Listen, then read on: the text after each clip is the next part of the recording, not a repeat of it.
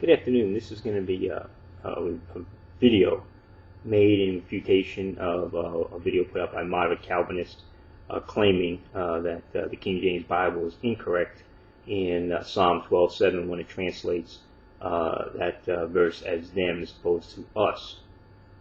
Now, when you have versions that are disagreeing among themselves, and the many versions that agree with the King James Bible, and I'll name them in a minute, and some are saying us, and some are saying actually him. The American Standard Bible actually is him. The question the person has to ask is why. The idea that the King James translator didn't know the morphology of the Hebrew is absolutely nonsense. There's a reason why the different translations are being made, and translators are making decisions not based on the simplicity of the morphology, but either accepting or rejecting a certain grammatical principle. Now, the King James translators, as well as the Geneva translators, looked at this verse and saw what's called in Hebrew a noon determinative. And what that is simply in Hebrew, what we have at the N in Hebrew, and then a Deut, and that's what Moderate Calvinist is looking at as being the morphology of being us. But that noon there, that little letter there, is not for the purpose of morphology. It is to show emphasis. It is to show emphasis, and that is a thing actually very common, a common aspect in the practical grammar for classical Hebrew. J. Y. Green, the second edition, page 131. It says the unassimilated form is sometimes found in poetry. That's why the noon is there, and is to show it's showing up in the poetry, and we see that also in Psalm 8:4, which the revised ESV version, which he cites in his computer program, has the same form. It doesn't translate as us; it translates it as them, because it recognizes the determinative noon. I'm going to read here an article that I got off of the website, and you can go to this website. This is the King James Bible page, and this is by John Hinton, and he points out, and I told this to Moderate Calvinist, so he knows all this, but he just totally rejected it and didn't try to explain it.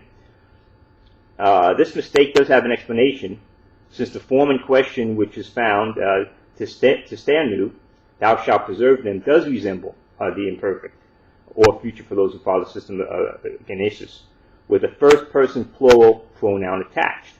And that's what we're looking at, the pronoun. But that is not what it is. This new suffix is what is known as a noon epenthetic, or noon demonstrative, also called noon, and he has some other words for it. The translators that actually used the Hebrew text as those of the RSV were quite familiar with this form. As I will just demonstrate later, I will let the grammar, and he explains it, at what this grammar is. This is an emphasis. This is a point of emphasis. You see here, the news is of the demonstrative nature and gives more emphasis to the word, is therefore chiefly found in pause, which is what this is in pause. It's a stop, it's a poetic aspect, but it occurs also in the use of suffixes with certain particles. It should be known that the word in question in verse 7 is in pause. It is placed there, and that form is for emphasis. This form is quite common in classical and modern standard Arabic, where it's also used as emphatic, and as Genesis points out, is also used in Western Aramaic. As a Hebrew form, it certainly goes way over the head of fake Hebrewists whose entire knowledge of Hebrew comes from Strong's Concordance.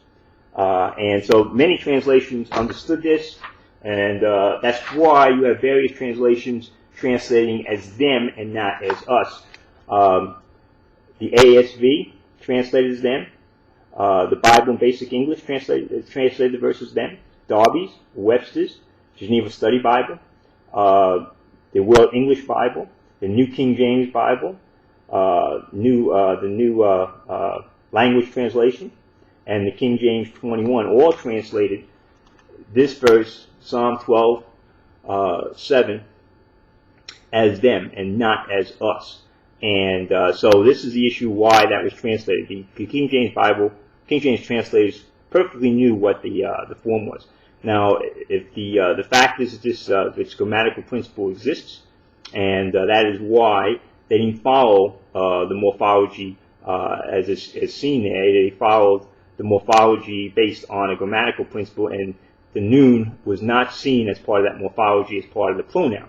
So you have these guys running computers and think they can just pull up something without even answering the hard questions of why you think that the translators who know Hebrew, not running to computers with pulling up something and saying, oh wow, I can just figure this out.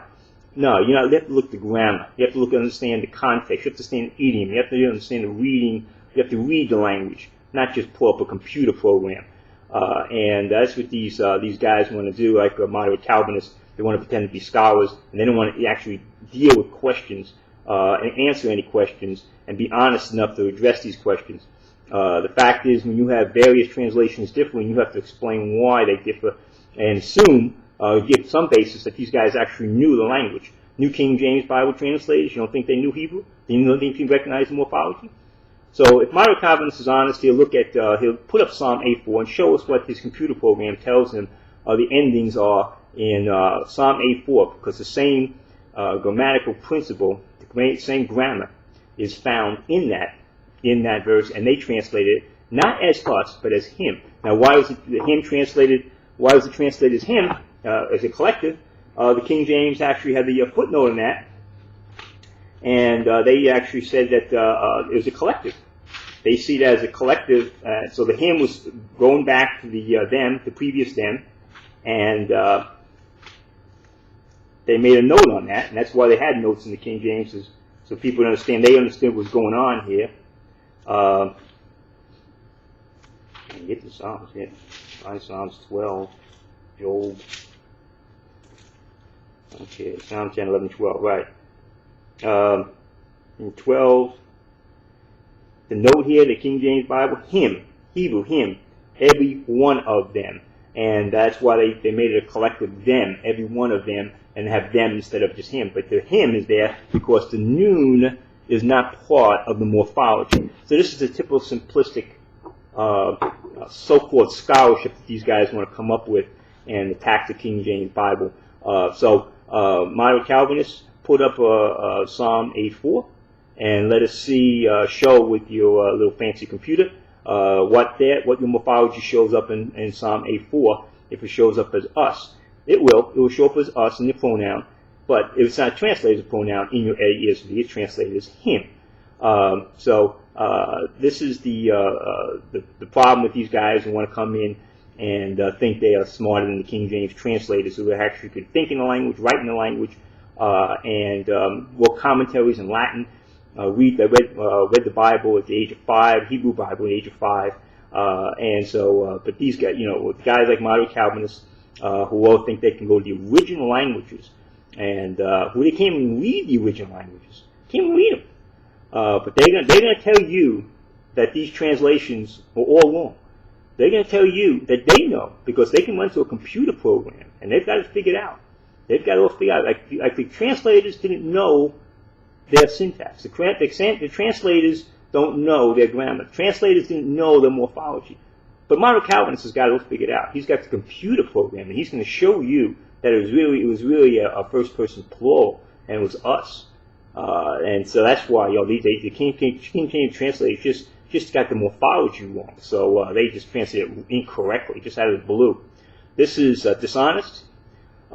This is a man, an individual who wants to be known as something that he's not.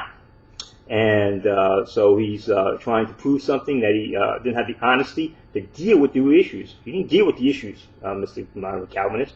You avoid them.